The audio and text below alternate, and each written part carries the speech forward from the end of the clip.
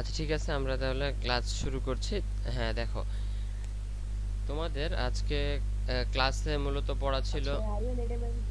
হ্যাঁ ঠিক আছে, এখন আমরা আর কথা না বলি, আমরা একদম পড়ায় চলে যাচ্ছি। সবাই শুনতে পাচ্ছ তাই না? মাহাদিন, নীরব, রাফিদ আছো? রাফিদ? জি স্যার আছি। ঠিক আছে। আছি। হ্যাঁ হ্যাঁ, আমরা আসলে অনেক রাতের ক্লাসটা নিচ্ছি, যদিও এটা ঠিক হচ্ছে না। ঠিক আছে, আচ্ছা দেখো, আমরা আজকে ক্লাসে পড়া দিয়েছিলাম গলন এবং হচ্ছে পাতন, এই বিষয়গুলো থেকে আমাদের পড়া ছিল।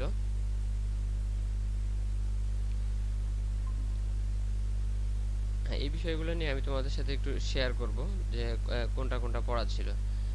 হ্যাঁ দেখো, হ্যাঁ তোমরা দেখতে পাচ্ছ তাই না? এখানে একটা ছবি দেখতে পাচ্ছ তোমরা? হ্যাঁ তোমাদের আসে নাই না? আচ্ছা ঠিক আছে, বুঝতে পারছি। এটা হচ্ছে স্ক্রিন শেয়ারটা দেই, তাহলে দেখতে পারবা।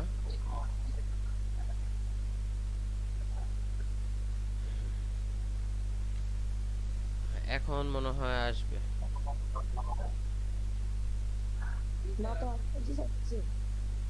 এখন আসছে, একটা দেখতে পাচ্ছ তোমরা? হ্যাঁ, এইখানে দেখো কিসের ছবি দেখতে পাচ্ছি আমরা? হ্যাঁ, এটা তোমরা অনেক ছোটবেলাতেও দেখছো তাই না? মোমের ছবি। মোম গলে যাচ্ছে, মোমের আগুন জ্বলছে এবং কঠিন মোম। এখান থেকে মূলত তিনটা পদার্থের তিনটা গঠন সম্পর্কে ধারণা পাওয়া যায়। হ্যাঁ, তোমাদের মাইক্রোফোনগুলো মিউট করো, শব্দ হচ্ছে। হ্যাঁ, মাইক্রোফোন মিউট করো। হ্যাঁ, এখন যখন তোমাদেরকে কথা বলতে বলবো তখন তোমরা আনমিউট করে কথা বলবে, আদারওয়াইজ এখন মিউট। হ্যাঁ এই তো ঠিক আছে, এখন সবাই ভালো শুনতে পাবা। তো দেখো, এই যে আমরা দেখতে পাচ্ছি মোমের যে এইখানে একই সাথে মোম গলে যাচ্ছে এবং মোমের কিন্তু একটা ধোঁয়া বা বাষ্প জাতীয় উড়ে যাচ্ছে।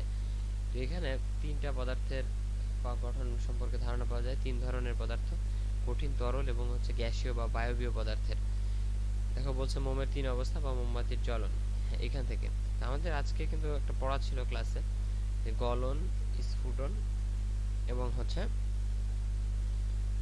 ঊর্ধ্বপাতন। ঠিক আছে, এর সাথে আরো ছিল ঘনীভবন এবং হচ্ছে পাতন।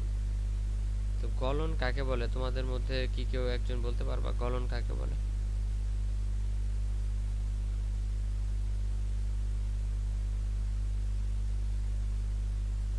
বলো, গলন কাকে বলে বলো তো?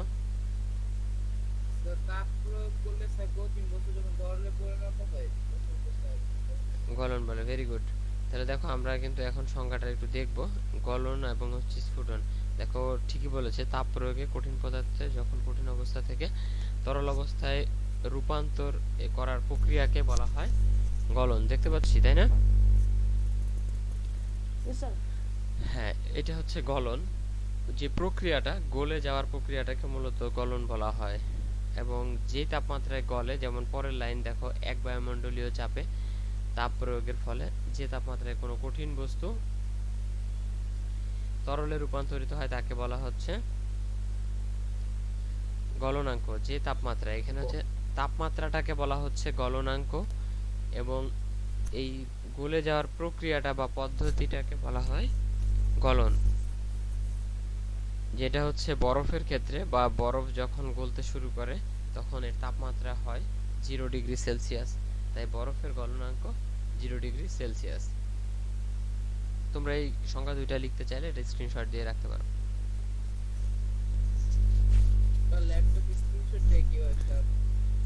ল্যাপটপে স্নিপিং টুল নামে একটা টুল আছে, সেখান থেকে দেওয়া যায়। তো এখন এটা খোঁজা দরকার নাই তোমার, এটা যেহেতু আমি রেকর্ড করতেছি তোমাদেরকে দিয়ে দিব ক্লাস, ঠিক আছে? এখন আর স্ক্রিনশট দেওয়া দরকার নাই, রেকর্ড ক্লাসটা পেয়ে যাবা। আচ্ছা ঠিক আছে, তাহলে গলন বিষয়টা, হ্যাঁ গলন বিষয়টা কি কারো কোনো কনফিউশন আছে গলন সম্পর্কে? হ্যাঁ তাহলে আচ্ছা ঠিক আছে, মাহাদিন বলো তাহলে স্ফুটন কি হবে তাহলে? স্যার তাপ প্রয়োগের ফলে স্যার কোন তরল পদার্থ গ্যাসে রূপান্তর হওয়ার প্রক্রিয়াকে স্যার স্ফুটন বলে। হ্যাঁ, মানে যখন কোনো পদার্থ ফুটতে শুরু করবে, তরল পদার্থ যখন তাপ প্রয়োগে ফুটতে শুরু করবে তখন সেইটাই হচ্ছে স্ফুটন। যেমন আমরা পানি গরম করার সময় দেখতে পাই যে পানি ফুটতে শুরু করছে। হ্যাঁ, এইটা হচ্ছে স্ফুটন। এবং এই যে তাপমাত্রায় এটি ফুটতে শুরু করে সেটিকে হচ্ছে স্ফুটনাঙ্ক বলে। এবং এই স্ফুটনাঙ্ক হচ্ছে পানির ক্ষেত্রে, তরল পানি ফুটতে শুরু করে 100 ডিগ্রি সেলসিয়াস তাপমাত্রায়, তাই পানির স্ফুটনাঙ্ক 100 ডিগ্রি সেন্টিগ্রেড বা সেলসিয়াস। আমরা কি এই বিষয়টা ক্লিয়ার?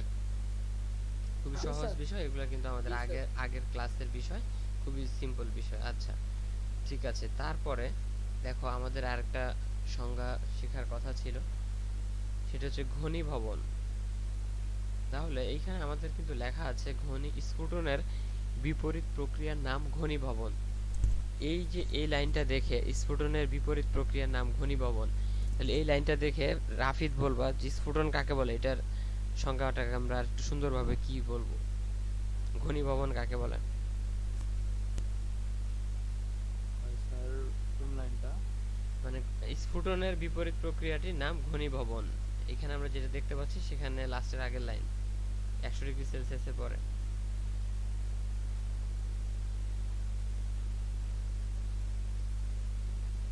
হ্যাঁ, লাস্টের আগের লাইনটা দেখতে পাচ্ছি। রাফিদ, তুমি কি শুনতে পাচ্ছ? রাফিদ না রাফিদ, হ্যাঁ রাফিদ। জি স্যার। তো বলছি স্ফুটন কাকে বলে, তুমি তো শুনছো তাই না? স্ফুটন তরল জি স্যার। পদার্থকে তাপ দিয়ে যখন এটা ফুটতে শুরু করে সেটা হচ্ছে স্ফুটন, বাষ্পে পরিণত স্যার হয়। বাষ্প যখন পানিতে রূপান্তরিত হয়। হ্যাঁ হ্যাঁ, এটাই তো। বাষ্প কখন পানিতে রূপান্তরিত হবে? স্যার বাষ্পকে ঠান্ডা করা হলে তখন জি হবে। জি জি, ভেরি গুড। তো বাষ্পকে যখন আমরা ঠান্ডা করব, বাষ্পকে ঠান্ডা করলে বাষ্প তরলে রূপান্তরিত হবে। এই প্রক্রিয়াটির নাম হচ্ছে ঘনীভবন। মানে আগে ছিল হালকা বায়বীয় পদার্থ, এটাকে ঘন করা হচ্ছে। এই ঘন করার প্রক্রিয়াটির নাম হচ্ছে ঘনীভবন। আমাদেরকে সব যে সংজ্ঞাগুলো চেষ্টা করতে হবে এই শব্দটার মাধ্যমে। ঘনীভবন মানে হচ্ছে ঘন করার প্রক্রিয়া। তাহলে ঘন করে কিভাবে? বায়বীয় পদার্থকে ঠান্ডা করলে, তাপমাত্রা কমালে এটা ঘন হবে এবং স্যার আবার পানিতে পরিণত হয়। হ্যাঁ, তখন এইটার নাম হচ্ছে ঘনীভবন। দেখো এখানে বলছে লাস্টের লাইনে স্ফুটনের সময় যে তাপ দিতে হয়, ঘনীভবনের সময় সেই তাপটি সরিয়ে নিতে হয়। এটা জাস্ট বিপরীত প্রক্রিয়া। তাহলে আমাদের স্ফুটন, গলন এবং হচ্ছে ঘনীভবন, সাথে স্ফুটনাঙ্ক এবং গলনাঙ্ক, এই দুইটা হয়ে গেল। মানে এটা ছিল আমাদের কিন্তু আজকের ক্লাসের যে একটা পড়াচ্ছে দেওয়া ছিল সেই পড়াটা, এবং এর সাথে একটা ছিল ঊর্ধ্বপাতন। তো ঊর্ধ্বপাতন কি তোমরা কিন্তু ইতিমধ্যে জানো, তোমাদেরকে এটা কিন্তু আগে পড়ানো হয়েছে তাই না? ঊর্ধ্বপাতন বলো, নীরব বলো, ঊর্ধ্বপাতন কি?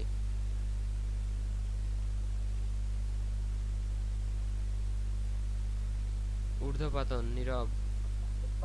স্যার বুঝতে পারছি না, এটা তো পড়া নিয়েছে, আমি পাইনি স্যার। আচ্ছা, আরিয়ান বলো, ঊর্ধ্বপাতন কাকে বলে? স্যার আমি পাইনি স্যার। স্যার স্যার তরল অবস্থা থেকে স্যার সরাসরি কঠিন অবস্থায়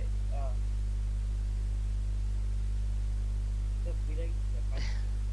আচ্ছা, এটা কিন্তু পড়ানো হয়েছিল। হ্যাঁ, মানে কোনো কঠিন পদার্থকে তাপ দিলে তরলে পরিণত হয় আমরা জানি, কিন্তু যখন তরল না হয়ে এক স্টেপ সামনের দিকে সরাসরি বাষ্পে পরিণত হয়, কঠিন থেকে সরাসরি বাষ্পে গ্যাসীয় পরিণত, পদার্থে হ্যাঁ রূপান্তরিত। রূপান্তরিত হয়। অর্থাৎ তাপ প্রয়োগের ফলে কঠিন পদার্থ সরাসরি বাষ্পে রূপান্তরিত হওয়ার প্রক্রিয়াকে ঊর্ধ্বপাতন বলে। দেখো এখানে বলছে পাতন এবং ঊর্ধ্বপাতন, ডিস্টিলেশন এবং সাবমিলেশন। ঊর্ধ্বপাতনের ইংরেজি হচ্ছে সাবমিলেশন। এখানে আমরা দেখতে পাচ্ছি যে বলছে বাষ্পে পরিণত করার প্রক্রিয়াকে বাষ্পীভবন বলে। এটা স্ফুটনাঙ্কের মতোই, স্ফুটন বা বাষ্পীভবন একই, এটা আলাদা করে শেখার কিছু নেই।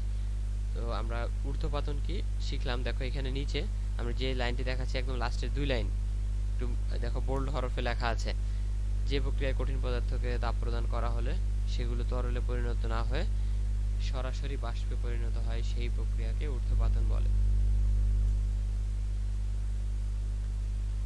হ্যাঁ, ঊর্ধ্বপাতিত পদার্থে দেখো অনেকগুলো উদাহরণ দেওয়া আছে, তোমরা এগুলা অবশ্যই নোট করে রাখবে যে কি কি পদার্থ ঊর্ধ্বপাতিত পদার্থ, এটা একটু মনে স্যার রাখার কি বিষয়। পরের স্ক্রিনশট দিয়ে নোট করলে হবে না? পরে যখন ওই যে রেকর্ডে দেখবে তোমার যে অংশটুকু লেখা দরকার এটা তুমি লিখে ফেলবা, হ্যাঁ, অথবা এখন এখন একটু খাতা রাখতে পারো ওকে স্যার। অথবা পরে লিখে নিও। তবে এটা আজকের ক্লাস শেষ করার পরে আর মোবাইল চালানো দরকার নেই, ক্লাস শেষ করে মোবাইলটা রেখে দিবা, পরে এক সময় পরে আমরা এটা লিখে নিবা, ওকে স্যার। ঠিক আছে? তো এখন আমরা দেখো একটা বাক্স দেখতে পাচ্ছি, এখানে একটা বক্সের মধ্যে লেখা আছে পাতন সমান বাষ্পীভবন প্লাস ঘনীভবন, ঠিক আছে? দেখো আমরা ডিস্টিল ওয়াটারের নাম শুনেছি, ডিস্টিল ওয়াটার মানে হচ্ছে যে পানিটাকে পাতন প্রক্রিয়া সংগ্রহ করা হয় এটাকে ডিস্টিল ওয়াটার বলে। এটা এক ধরনের বিশুদ্ধ পানি, বিভিন্ন ব্যাটারিতে আমরা এই পানিটা ব্যবহার করা হয়। তো এইটাকে দেখো পাতন সমান বলছে বাষ্পীভবন যোগ ঘনীভবন। স্যার এটা স্যার ক্লাস 8 এ পড়ছি। হ্যাঁ প্রশ্ন না, এটা কিন্তু এইটা পড়ার সাথে রিলেটেড। বাষ্পীভবন যোগ ঘনীভবন, তাহলে এই প্রক্রিয়াটা কিভাবে করবে বলো নীরব, বলো।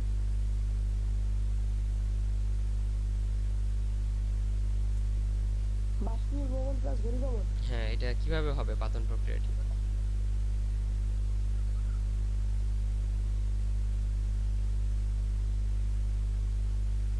দেখো স্যার পদার্থকে স্যার তাপ প্রয়োগ করলে স্যার এটি বাষ্পীভূত হয় স্যার। আর স্যার ঘনীভবন হলে স্যার সেটাকে ঠান্ডা করলে স্যার আবার ঘনীভবনে পরিণত হবে। হ্যাঁ আচ্ছা, কোন পদার্থকে তাপ দিলে বাষ্পে পরিণত হয়? তরল পদার্থকে, তাই না? জি স্যার। হ্যাঁ দেখো বক্সের উপরের লাইনটা কিন্তু দেওয়া আছে, কোন তরলকে তাপ প্রদানে বাষ্পে পরিণত করে তাকে পুনরায় শীতলীকরণের মাধ্যমে তরলে পরিণত করার প্রক্রিয়াকে পাতন বলে। জি স্যার। আচ্ছা ঠিক আছে, তাহলে আমরা এটা হ্যাঁ বুঝতে পারলাম। তাহলে পাতন, ঊর্ধ্বপাতন এবং বাকি যে অন্যান্য টার্মগুলো ছিল এগুলো কিন্তু আমাদের যে তুমি যে বলছিলে রিপিট করতে, চতুর্থ অধ্যায়ের পড়া, এবং চতুর্থ অধ্যায়ে যে পড়াটুকু তুমি পাও না সেটুকু হচ্ছে ক্লাসের পড়া। ব্যাপন, ব্যাপন হার এবং ব্যাপন হারের তুলনা। তুমি কি ব্যাপন হারের তুলনা এবং ব্যাপন হারের যে অংশটুকু ক্লাসে পড়ানো হয়েছে সেইটুকু কি বুঝতে পেরেছো? স্যার বুঝতে পারছি কিন্তু স্যার এই যে ব্যাপনের সূত্রটা বুঝতে পারিনি। আচ্ছা ব্যাপনের সূত্রটা কি ছিল বলো, মাহাদিন বলো, ব্যাপনের সূত্রটা কি ছিল? স্যার আর সমানুপাতিক 1/√m। হ্যাঁ আর সমানুপাতিক 1/√m। তো এইটার বাংলা বললে কি হবে রাফিদ বলো। আর পারি না এটা। এটা পারো না, আচ্ছা।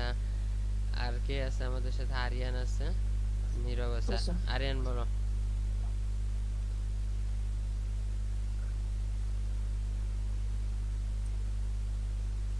ব্যাপন হারের সূত্রটা সুন্দর করে বাংলায় বলো।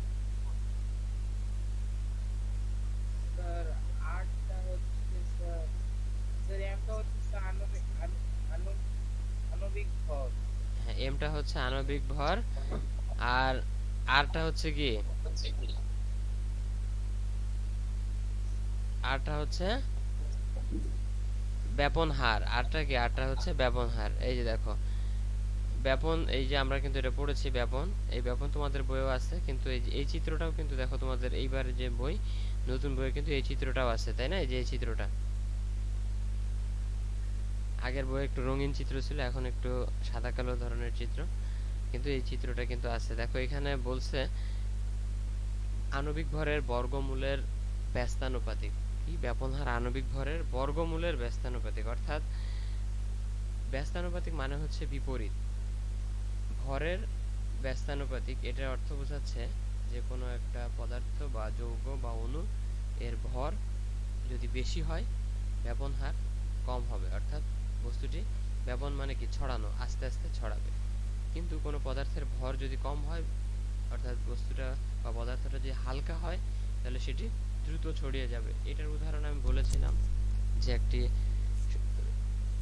পানিতে চিনি মেশানোর সময় আমরা যদি কঠিন চিনি বা চিনির একটি মিশ্রি বা চিনি যেরকম আমরা পাই, এরকম কঠিন চিনি মিশালে এটি যত দ্রুত মিশবে পানির সাথে, তার চেয়ে যদি আমরা চিনিটাকে একটু লিকুইড অবস্থায় করে রাখি আগে থেকে, তাহলে লিকুইড বা পাতলা যে পানিটা এই চিনিটা থাকবে এটা কিন্তু দ্রুত মিশে যাবে। অর্থাৎ যে পদার্থের ভর কম সেটা দ্রুত ব্যাপিত হবে বা ব্যাপন হবে। দেখো এখানে কতগুলো মৌলের কথা বলা আছে, হাইড্রোজেন, হিলিয়াম, নাইট্রোজেন, অক্সিজেন এবং কার্বন ডাই অক্সাইড, এবং এদের ভরগুলো দেওয়া আছে 2, 4, 28, 32 এবং 44 এই গ্যাসগুলোর মধ্যে বলছে হাইড্রোজেনের আণবিক ভর কম, তাই হাইড্রোজেনের ব্যাপন হার কি হবে? হাইড্রোজেনের ব্যাপন বেশি হবে, তাই না? কম হলে ভর ব্যাপন হবে কি বেশি। আর কার্বন ডাই অক্সাইডের ভর কত বলো? কার্বন ডাই অক্সাইডের ভর কত? কার্বনের স্যার 44। হ্যাঁ আচ্ছা 44, তাহলে এটা ভরটা কি অন্যদের তুলনায় বেশি নাকি কম? স্যার বেশি। তাহলে ব্যাপন হার কি হবে? স্যার কম হবে। হ্যাঁ ব্যাপন হার হবে কম। তো এরকম হ্যাঁ, যে কোনো দুইটা যৌগের মধ্যে আমরা প্রথমে ভর নির্ণয় করব। ভর নির্ণয় করার পরে দেখব কোনটার ভর বেশি আর কোনটার ভর কম, দেন আমরা বলতে পারবো যে এটা ব্যাপন বেশি হবে আর এটা কম হবে। এই যে আমরা এখানে যে চিত্রটি দেখতে পাচ্ছি, দেখো এই চিত্রে বলেছিলাম HCl, আর একটা হচ্ছে এখানে এই পাশ থেকে ডান পাশ থেকে অ্যামোনিয়াম হাইড্রোক্সাইড থেকে অ্যামোনিয়া গ্যাস বের হয়। এইখানে অ্যামোনিয়া গ্যাসের ভর ছিল 17 গ্রাম আর HCl এর ভর হচ্ছে 36.5 গ্রাম। এটা ক্লাসে তোমরা দেখেছো বা বের করেছো তোমরা নিজেরাই। তো এইখানে অ্যামোনিয়ার ভর কম হয়, এটি দ্রুত ছড়িয়েছে এবং দেখো মাঝখানে বলছে অ্যামোনিয়াম ক্লোরাইডের সাদা ধোঁয়া, এই মাঝখানে এটা দ্রুত চলে এসেছে। এইটা কিন্তু মাঝখানে, ঠিক মাঝখানে না হয়ে একটু বামে সরে গেছে, অর্থাৎ অ্যামোনিয়াটা দ্রুত ছড়িয়েছে আর HClটা একটু আস্তে আস্তে ছড়িয়েছে। হ্যাঁ, এইটা পরীক্ষা থেকে কিন্তু আমরা এটা বুঝতে পারি। এছাড়াও কিন্তু আমরা দেখো নিঃসরণ কি এটাও পড়িয়েছি, তারপর এটা কিন্তু আজকে একটু পড়া দেওয়া ছিল যে এখানে বলা। মিউট কর নাহলে শব্দ আছে। হ্যাঁ, এখানে দেখো এই যে নিঃসরণ কাকে বলে এটা কিন্তু দেখতে পাচ্ছি আমরা। সরু ছিদ্রপথে উচ্চ চাপের স্থান থেকে কোনো গ্যাস নিম্ন চাপের স্থানের দিকে সজোরে মানে জোরে বেরিয়ে আসার প্রক্রিয়াকে নিঃসরণ বলে। যেমনটা আমরা দেখো বোতলের আমরা দেখছি ছোট ক্লাসের বাচ্চারা বোতলের মুখের মধ্যে ছিদ্র করে তারপরে জোরে বোতলে চাপ দিয়ে পানি খায়, তোমরাও হয়তো এরকম করেছো। তখন পানিটা কিন্তু সজোরে বেরিয়ে আসে, এই প্রক্রিয়াটা কিন্তু নিঃসরণ। আবার এখানে কিছু উদাহরণের কথা বলা আছে। বেলুনের মধ্যে বাতাস পর বেলুনের মুখটা ছেড়ে দিলে জোরে বাতাস বের হয়ে যায়। তো এই বিষয়গুলো ছিল ব্যাপন এবং নিঃসরণ সংক্রান্ত। আমার মনে হয় এই বিষয়গুলো খুবই সিম্পল এবং চতুর্থ অধ্যায়ে তোমাদের বেশি পড়া নেই। অনুসন্ধান বইয়ের যে চতুর্থ অধ্যায় ওইখানে এই সিম্পল বিষয় কয়টাই ছিল। তো এগুলো তোমাদেরকে সুন্দরভাবে দেখানোর জন্য এখানে একটু গুছানো আকারে লেখা ছিল, এই জন্য আমি তোমাদের এইটা আগের যে বইটা ছিল আগের কারিকুলাম রসায়ন বইয়ের এই অংশটুকু তোমাদেরকে দেখালাম। তো এখন আমরা ওই আমাদের যে পড়াটা আরেকটা পড়া দেওয়া ছিল যে ছন্দের পড়াটা,